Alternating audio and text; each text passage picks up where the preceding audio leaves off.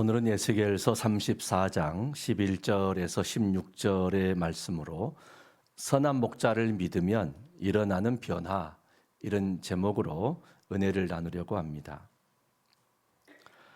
에스겔 선지자는 바벨론에 세 차례에 걸쳐서 포로로 끌려가는데 두 번째 포로기 여호야긴이라고 하는 왕과 함께 끌려갔던 그런 사람입니다.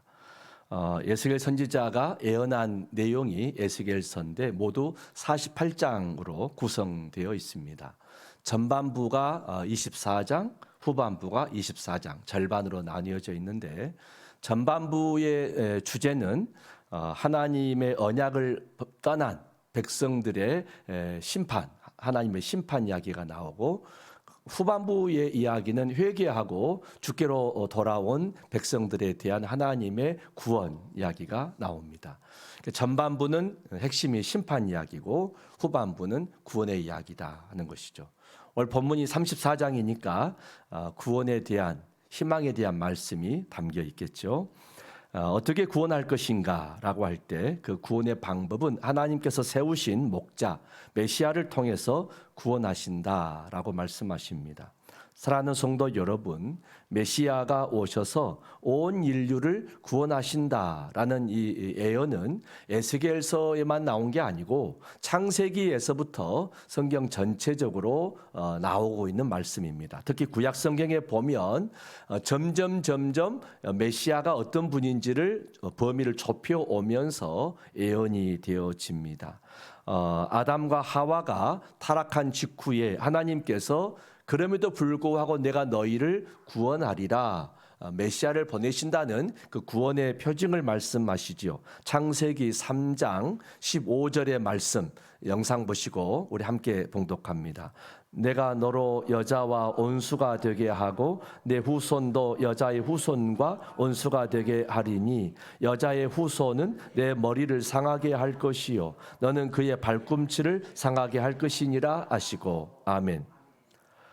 여기에서 보면 하나님께서 아담과 하와를 유혹한 뱀에게 여자의 후손이 뱀의 머리통을 깨뜨리고 지악에 빠진 인간을 구원해낼 것이다, 이렇게 예언의 말씀을 주십니다. 여자의 후손 가운데 나온다는 말은 천사나 짐승이 아니고 메시아는 사람으로 오실 것이다, 이런 말씀을 담고 있죠. 노아의 시대에도 언약의 말씀을 주십니다. 창세기 6장 18절의 말씀 같이 봉독합니다. 그러나 너와는 내가 내 언약을 세우리니 너는 내 아들들과 내 아내와 내 며느리들과 함께 그 방주로 들어가고. 아멘. 인간의 지악이 관영하여서 가득하여서 하나님께서 물론 심판을 하시는데 그럼에도 여자의 후손들의 씨를 보존해야 하시기 때문에 노아의 가족을 하나님의 구원의 하나의 그 통로를 위해서 살리시는 것을 볼 수가 있습니다. 그리고 살리신 노아의 가족에게 이렇게 언약의 말씀을 주시지요. 창세기 8장 21절의 말씀 함께 봉독합니다. 여호와께서 그 향기를 받으시고 그 중심에 이르시되 내가 다시는 사람으로 말미암아 땅을 저주하지 아니하리니 이는 사람의 마음이 계획하는 바가 어려서부터 아감이라. 내가 전에 행한 것 같이 모든 생물을 다시 멸하지 아니하리니. 아멘.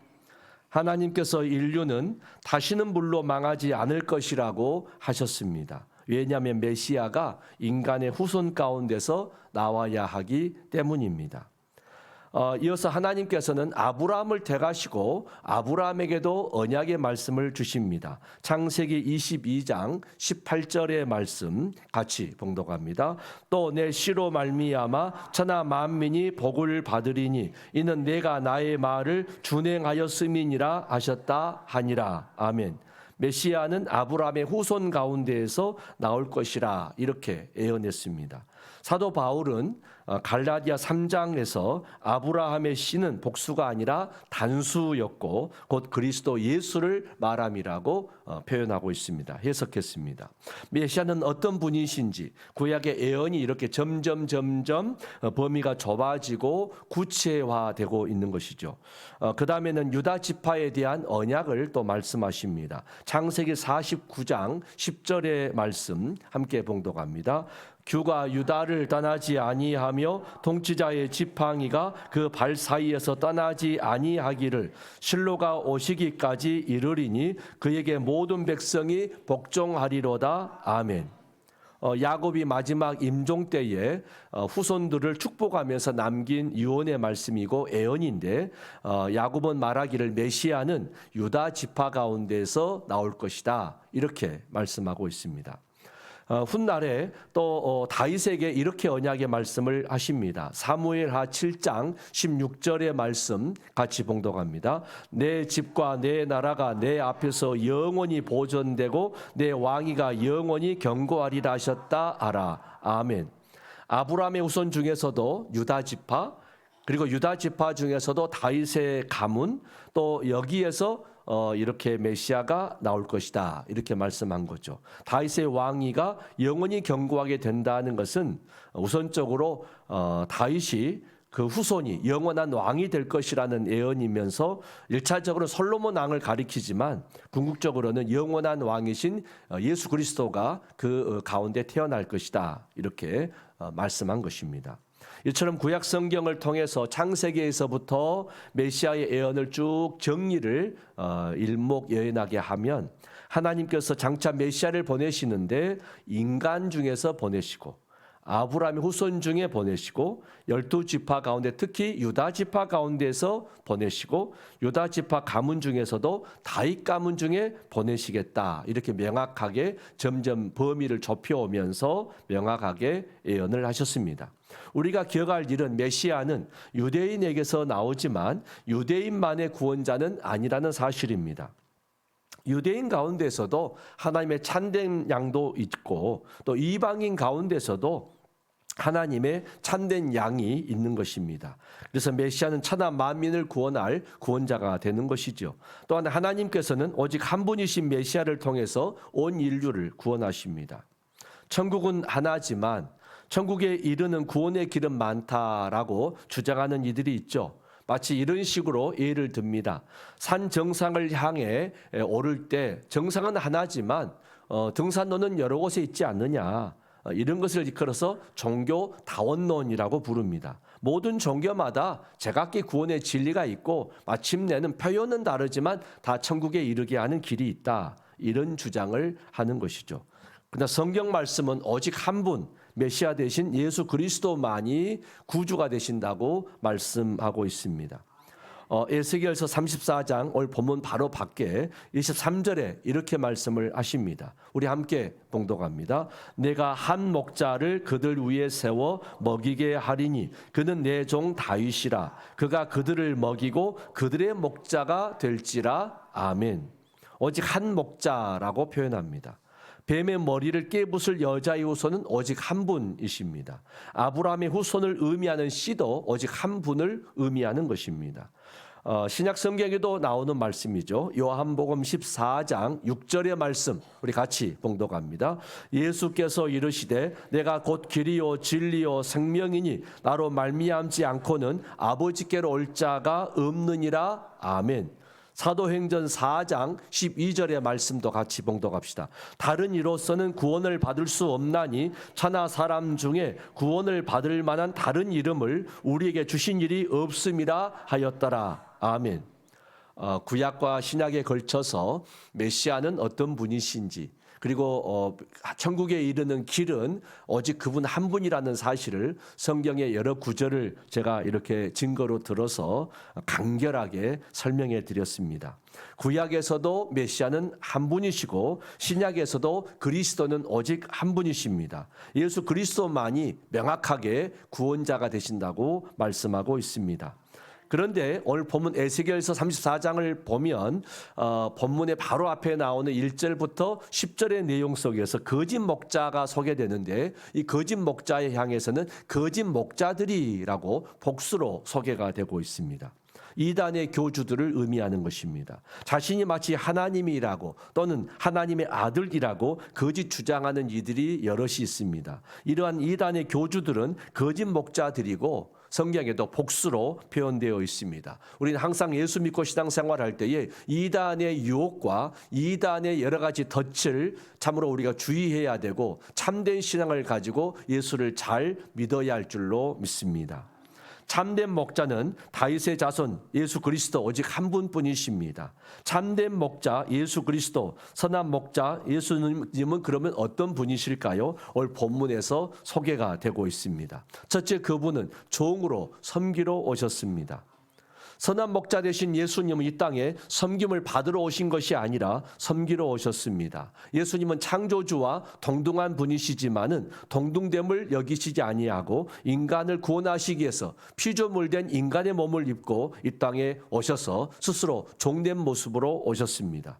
그러므로 예수님을 믿고 예수로 사는 사람들은 예수님을 본받아서 종처럼 섬기는 삶을 살아야 할 줄로 믿습니다.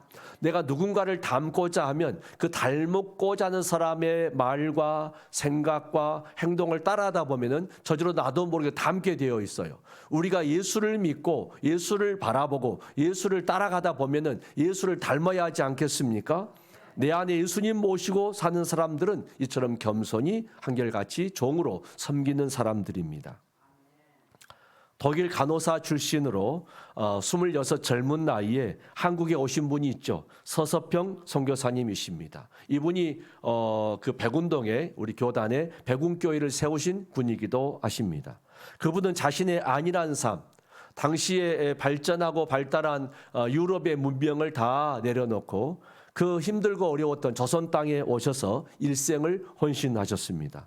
나병 환자들을 돌보고 이들을 위해서 국가에 호소해서 국립소록도를 만들게 하신 그런 귀한 분이기도 하십니다. 고아와 가부들을 돌보고 미망인들을 돌보더라고 결국 이분은 영양실조로 돌아가셨습니다.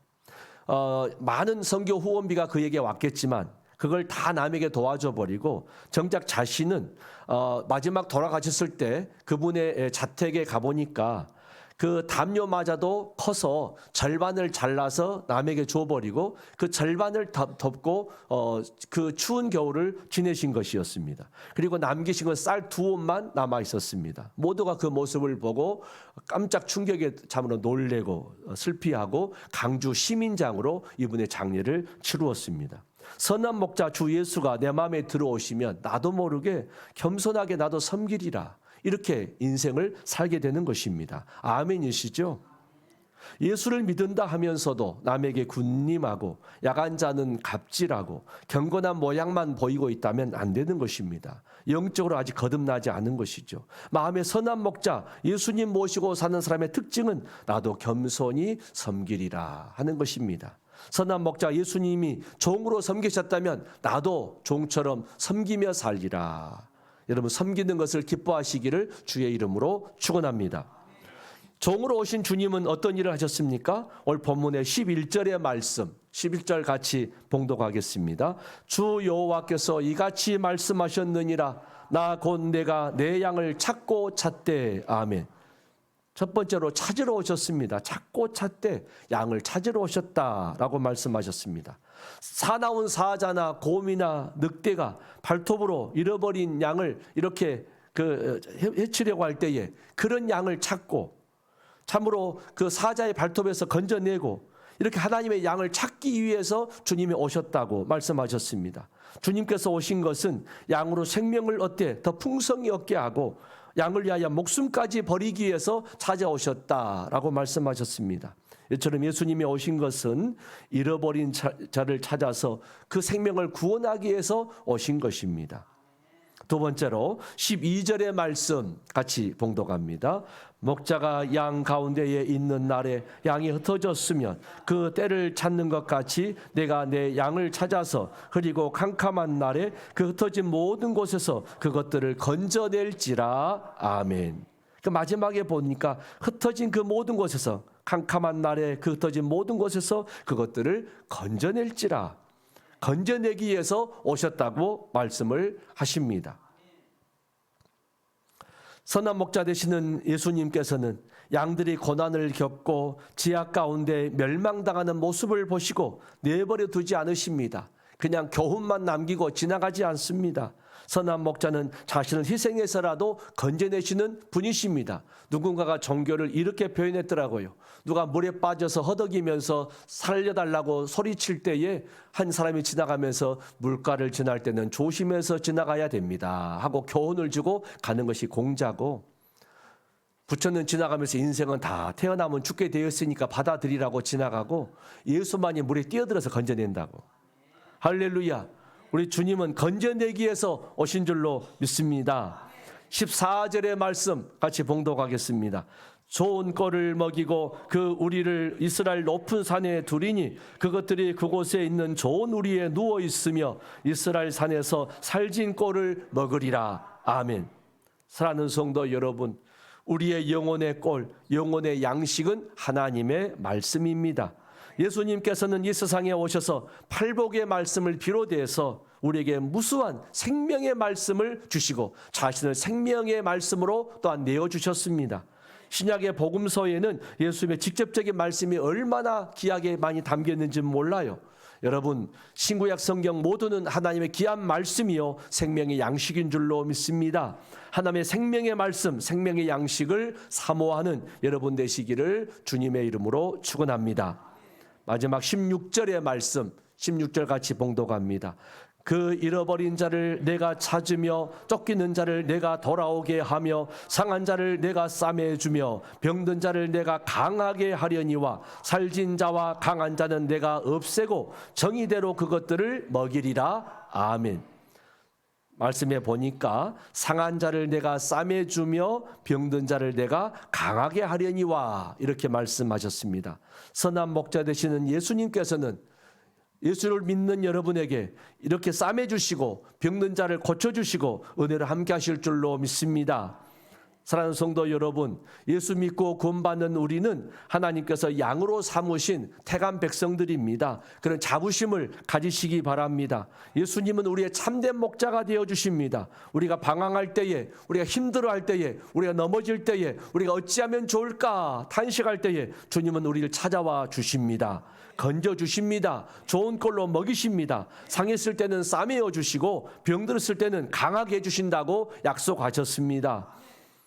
예수님은 선한 목자가 되셔서 지금도 주님을 바라보고 주의 은혜를 사모하는 여러분들에게 소낙비 같은 복을 부어주시는 분인 줄로 믿습니다. 이 세상에 우리를 구원할 메시아 선한 목자는 오직 한 분, 예수 그리스도 밖에 없습니다.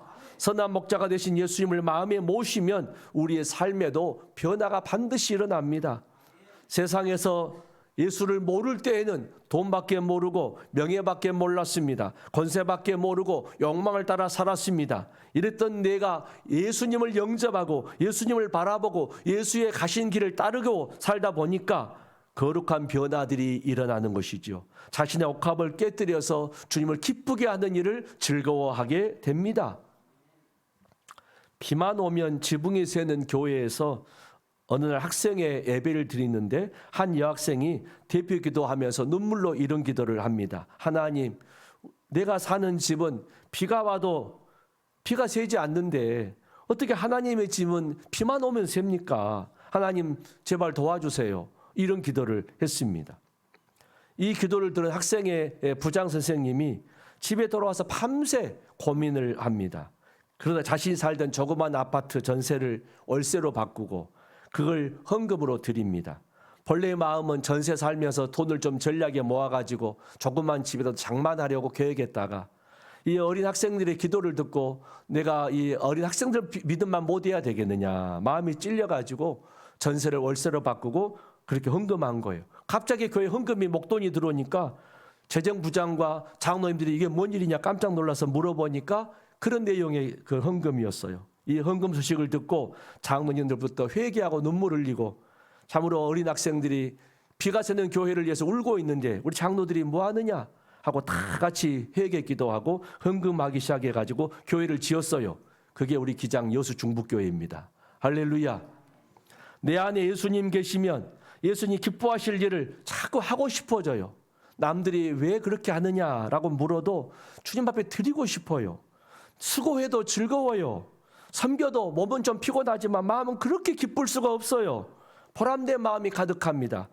여러분, 이전보다 내가 더 예수를 더 사랑하고 이전보다 더 내가 예수를 더 기뻐하는 일에 헌신하리라. 이런 마음으로 가득해지는 것이죠.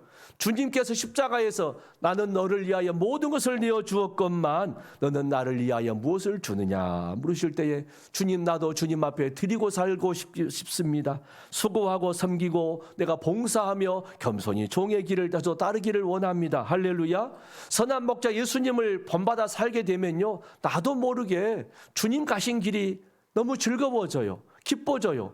온유와 겸손으로 수고의 짐을 주 앞에 맡겼더니 그 멍에가 가벼워져요. 할렐루야. 이런 은혜가 있기를 주님의 이름으로 축원합니다. 은혜로우신 아버지 하나님, 우리가 예수 처음 믿을 때는 달라고만 했습니다. 은혜 주라고만 했습니다. 복 주시기로만 했습니다. 그러나 예수를 깊이 영접하고 예수를 알면 알수록 옥합을 깨뜨려서 수고하고 드리고 섬기고 봉사하는 일이 이렇게 즐거울 수 없고 기쁠 수가 없고 감사한 일인지 참으로 넘치는 은혜가 있습니다. 천국의 소망이 되어집니다. 하나님, 세상의 욕망으로 살지 않게 도와주시고 예수 말씀으로 사는 저희들 되게 하여 주시옵소서. 예수님 이름으로 기도 올리옵나이다. 아멘.